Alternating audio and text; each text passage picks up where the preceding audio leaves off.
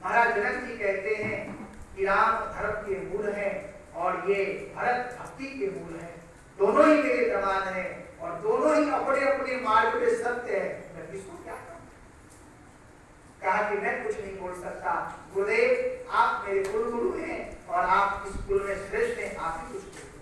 कहा कि मैं उससे योग्य नहीं हूं, क्योंकि भरत जी का जो भक्ति है, जो भावना है, ऐसा लगता है इस नदियां में सबको डुबा ले जाएगा, सबको बहा ले जाएगा, इसलिए मैं ये नहीं कह सकता। बिल्कुल ज्ञान की बात सुनिए। श्रीमद् भागवत महापुराण में उद्धव संवाद और रामचरितमानस में यह भरत मिलाप जो कथा है, महापुरुष कहते हैं ये वर्णन योग्य नहीं, इसको वर्णन नहीं करना चाहिए, क्योंकि दोनों ही प्रेम प्रसंग है। उस प्रेम को वही समझ सकता है जो प्रेमी होगा, समझ रहे कि नहीं? जो प्रेमी नहीं होगा वो कहते होंगे अरे आज के भाई के लिए ऐसे ही बना दिया।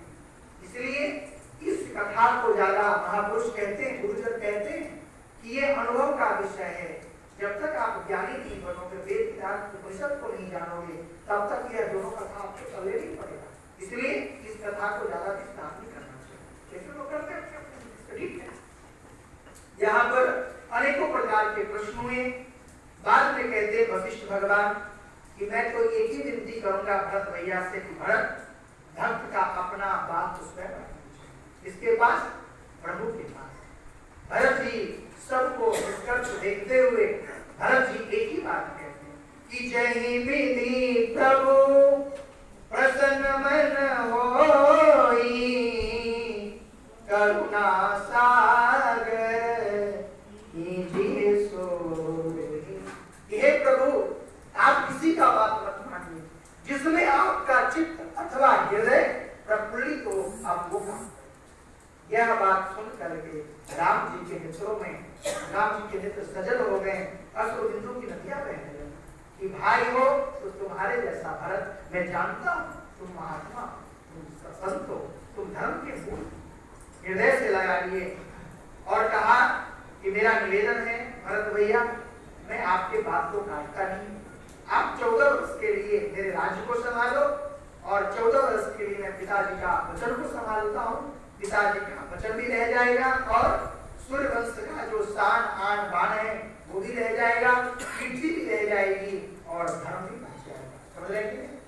यह बात कह के भरत जी ने कहा कि प्रभु जय श्री राम, कोई निशानी तो दीजिए।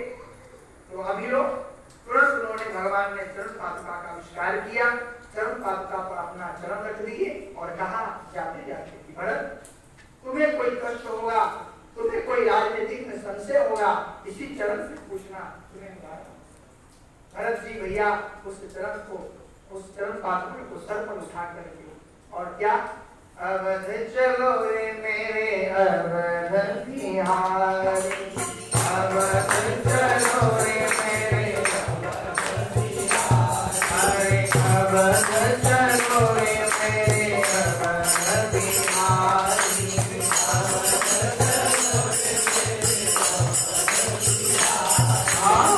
विनती करते आकाश तुम्हारी,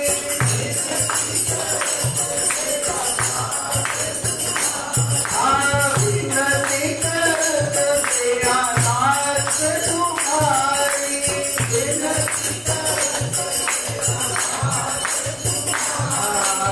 अवध चलो रे मेरे अवध बिहारी,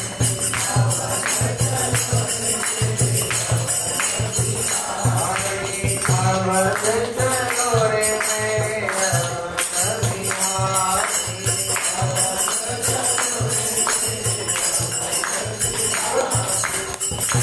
उस चरण पादुका के अपने सर पर धारण करके सभी पढ़कर के साथ भरत भैया कहाँ आए हैं? अयोध्या में उपस्थित हुए और अयोध्या में नंदी ग्राम में वह चरण पादुका को एक दिव्य सिंहासन पर व्यवस्थित किया है, आरूढ़ किया है और गड्ढा खोद करके भरत भैया 14 वर्ष तक कहा उस गड्ढे में नीचे समझ रहे कि नहीं? लेकिन एक बात उन्होंने कहा कि प्रभु आज तो मैं जा रहा हूँ, लेकिन ठीक 14 वर्ष होते ही आप मेरे समक्ष उपस्थित होइएगा, नहीं तो आपका भाई का फिर आप मुंह नहीं देते। राम जी ने कहा ठीक है, इसलिए वाली के प्रसन्न हम बाद में इसका सुनेंगे। लेकिन अब यहाँ पर गोस्वामी जी कहते हैं कि जो कोई भी भरत गाथा को गाएगा अथवा सुनेगा अथवा अपने घर में स्वाध्याय करेगा, उसके जीवन में क्या होगा? राम जी के चरणों में प्रेम बढ़ेगा, उनके जीवन में किसी चीज की कमी नहीं है। अब अयोध्या कांड को पूर्ण करके भगवान कहाँ है? कहाँ है भगवान? चित्रकूट में। भगवान चित्रकूट में, थोड़ा सा कथा खींच देता हूँ। भगवान चित्रकूट में है।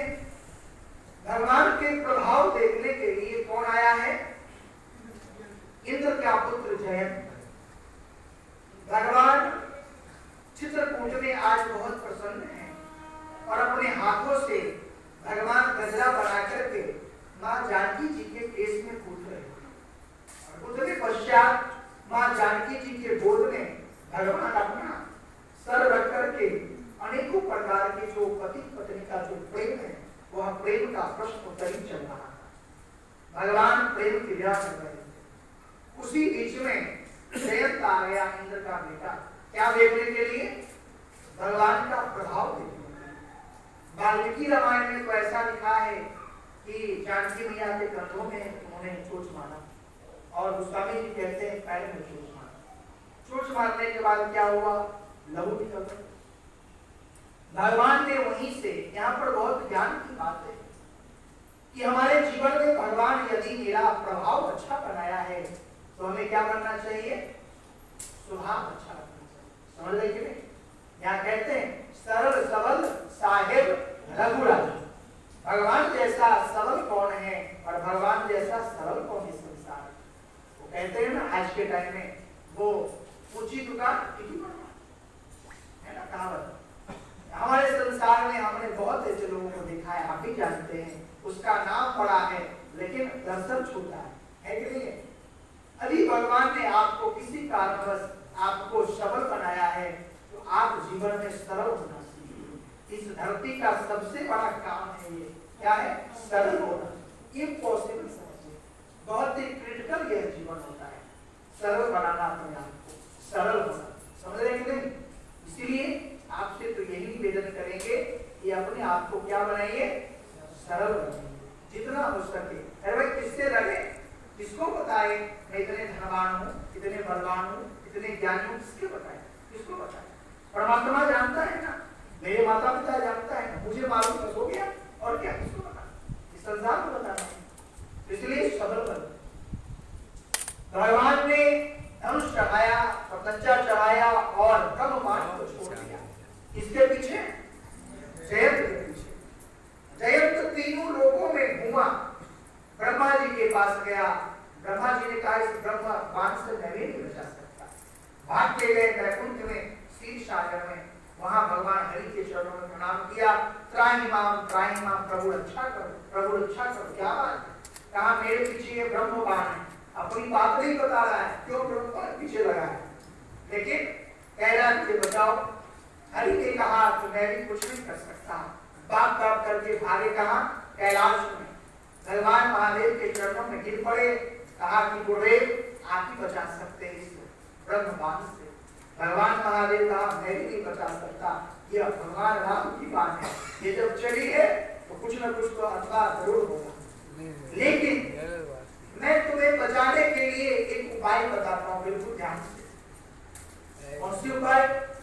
कहा कि यह भगवान का बाण है, प्रभु ने छोड़ा है। जो यह बाण छोड़ा है पुनः आप उसी के चरणों में समझे कि नहीं? तीनों लोग घूमा लेकिन जयंत को कहीं पर आश्रय नहीं मिला।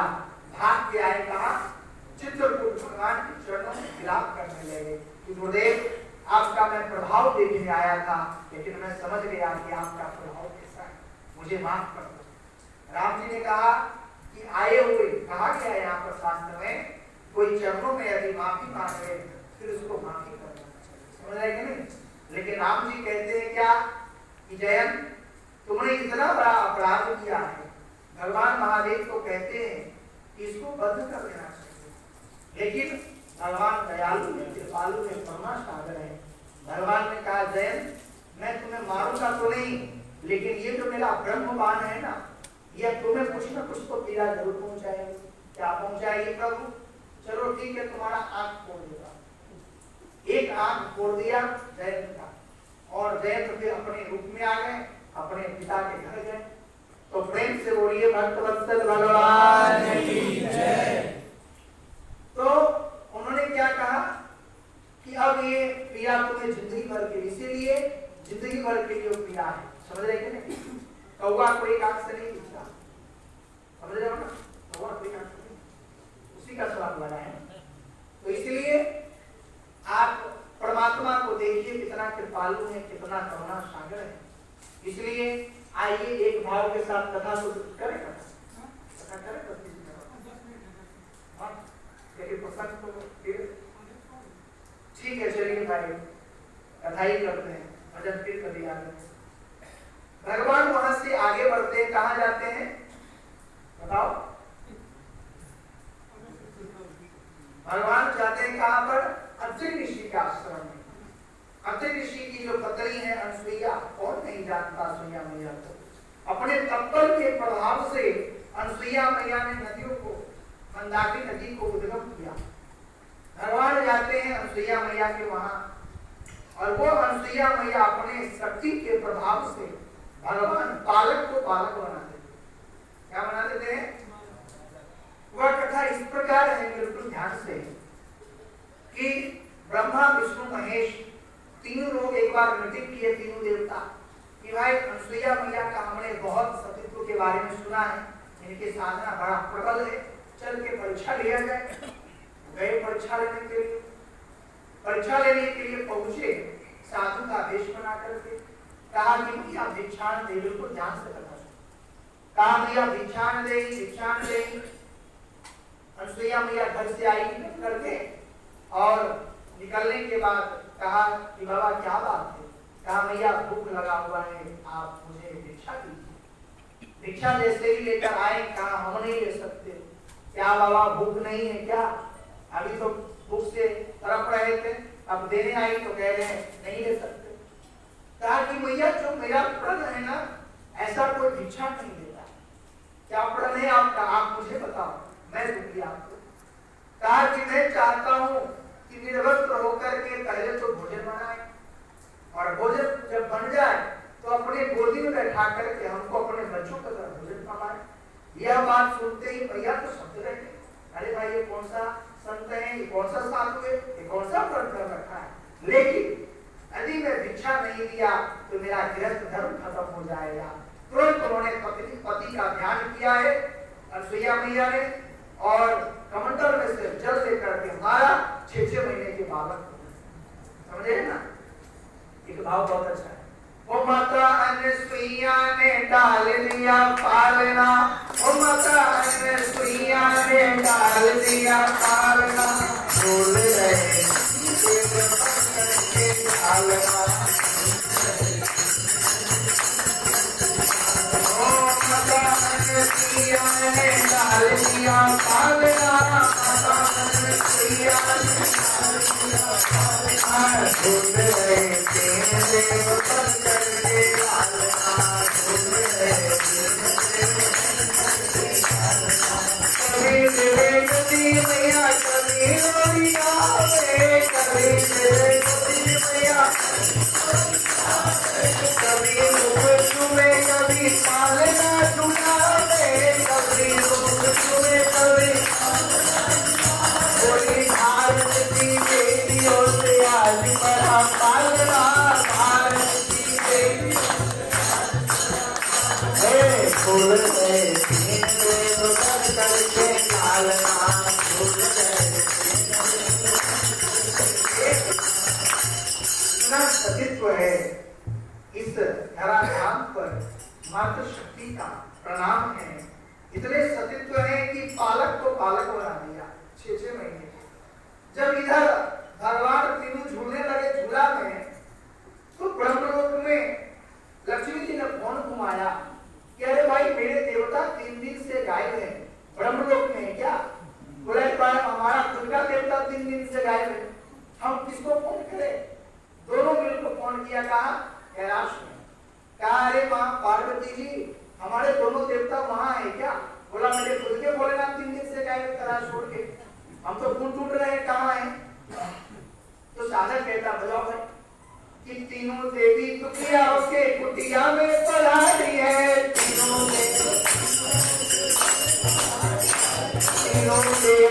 दुखिया होके दुनिया में पराई है,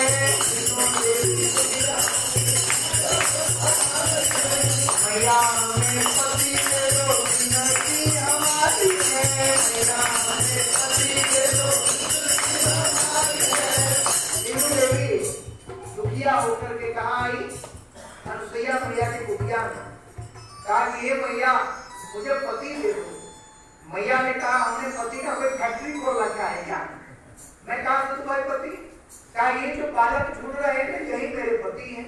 तो कहा भाई तुम इतनी बड़ी बड़ी सुंदरी और ये छोटा छोटा बालक के पति कैसे हो सकता है? कहा ये तो पति थे, लेकिन लेने आए भेद यहाँ तली कोई, लेने आए भेद यहाँ तली कोई धारणा, लेने आए भेद यहाँ तली आए भेद यहाँ तली कोई धारणा, बोल रहे तीन देव पद करके लालना, बोल रहे तीन देव माता अनुसुईया ने डाल दिया तारना, माता अनुसुईया ने डाल दिया तारना, बोल रहे तीन देव पद करके लालना, बोल रहे बोल रहे तीन देव पद करके लालना। अरे भैया ये तो मेरे पति ही है, लेकिन लेने आए थे यहाँ गली कोई डालना, ये आपका फिर लेने आए थे लेकिन खुद ये बालक बन गए। कहा यही मेरे पति हैं। कहा कि भाई जब तू कह रही है पति तो जाके ले ले। अब तीनों देवियां दौड़ी दूल्हे के तरफ। अब भाई दो होता तो समझ में आता ब्रह्मा कौन है विष्णु कौन है। अब तो वहां तीन है। तीनों देवियां जल्दी जल्दी में एक एक बालक को उठा के भागी। सही भागी तो लक्ष्मी के जो गोद में बालक था उन्होंने कहा लक्ष्मी लक्ष्मी, हाँ। बोला मैं विष्णु नहीं हूँ। तो कौन है? बोला मैं भोलेनाथ हूँ। तुरंत वही पकड़ दिया। अब उन्होंने तुरंत वही पकड़ दिया। अरे भाई दो होता तो समझ में आता कि भाई ये भोलेनाथ है वो विष्णु होंगे, लेकिन यहाँ तो तीन है। कहा कि मैया मैं अपने पति को नहीं पहचान पा रही। अनुसुईया मैया ने कहा भाई कैसी पकड़ते हो तुम लोग, तुम्हारे नाम के आगे सती लगता है, कैसी सती हो, अपने पति को नहीं पहचानते। कहा कि मैया हम तो केवल सती हैं, आप परम सती हैं। परम सतीत्व से आपका उनका नामकरण किया, एक उपाधि दिया कि मैया हम आपके चरणों में प्रणाम करते हैं, आप परम सती हैं, बड़ी सती हैं, हम तो केवल सती हैं, कृपा करके मेरे को पति का नाम बताओ। तब कहा मैया ने ये विष्णु भगवान है, ये ब्रह्मा जी है और ये भगवान भोलेनाथ है। फिर अपने अपने बालक को लेकर के सब लोग अपने अपने देव रूप में गए। भगवान तुरंत अपने स्वरूप में आकर के उनको प्रणाम किया। अनेकों प्रकार की कथा है। ये है हमारी भारत की नारी की शक्ति, समझ रहे हैं ना। आजकल के लोग कहते हैं नारी शक्ति माताएं हम अबला हैं, पति से झगड़ा करते तो छाती थाम के रहती है, लेकिन और चीजों में कहती है अबला है। रोटी खाने में कितने दिन करती है। तो इसलिए ये सब करने के साथ साथ आप समर्थ हैं। भगवान ने आपको दुर्गा बनाया है, भगवती बनाया है। आप वो समर्थ हैं कि आप अपने रूप में आ जाए तो कोई आपके तरफ देखे तो भस्म हो सकता है। ऐसे माता शक्ति को मेरा प्रणाम है। प्रेम से बोलिए माता शक्ति भगवान की जय। कथा को भगवान के चरणों में हरिओम हरिओम। शंभु शंभु